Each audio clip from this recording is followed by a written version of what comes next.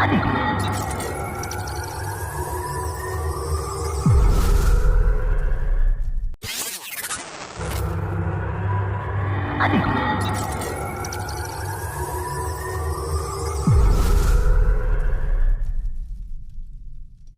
ما راح يا باشا شدني من ايدي ورجلي اوديني ليه؟ يا غالي ما عملتش حاجه. انا بقول لك احترامنا للناس يا غالي ما عملتش حاجه. ما عملتش حاجه.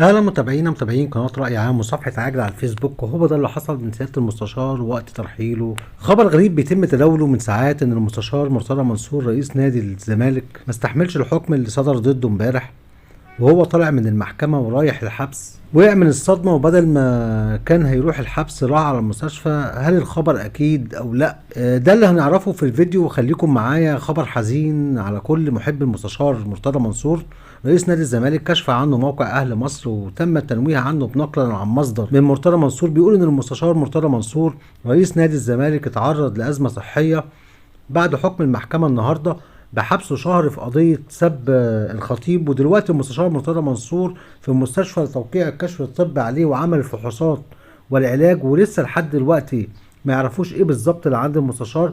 وكشفت مواقع اخباريه تانية عن مفاجاه كبيره، انه لو صح ان المستشار جات له ازمه صحيه هيقضي فتره العقوبه في المستشفى لتلقي الرعايه الصحيه لحد ما حالته تستقر، وجايز انه يفضل طول الشهر في المستشفى بدل الحبس. احنا كده بنوضح الاخبار المتداوله لبعض المواقع الاخباريه ان المستشار مرتضى منصور جات له ازمه صحيه، بس الخبر نفسه مش اكيد، والجميع منتظر انه يتم تاكيد الخبر سواء من ابنائه او افراد اسرته او من القائمين على اداره نادي الزمالك. واكيد الكل مستني التفاصيل في الموضوع دوت.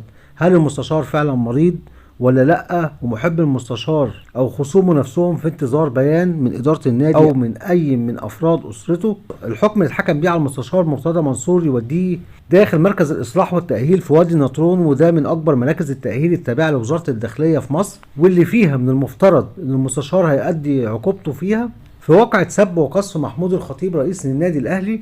تفتكروا الحبس هيأثر على المستشار مرتضى منصور وهيخليه حريص بعد كده في اي تصريحات تانية؟ ده اللي هنشوفه في المرحلة اللي جاية. شكرا جدا ليكم على المتابعة، ولو اول مرة بتشرفوني اتمنى الاشتراك في القناة ليصلكم كل جديد، واتمنى منكم شير للفيديو. وكل الشكر لحضراتكم، واسيبكم في رعاية الله. سلام عليكم.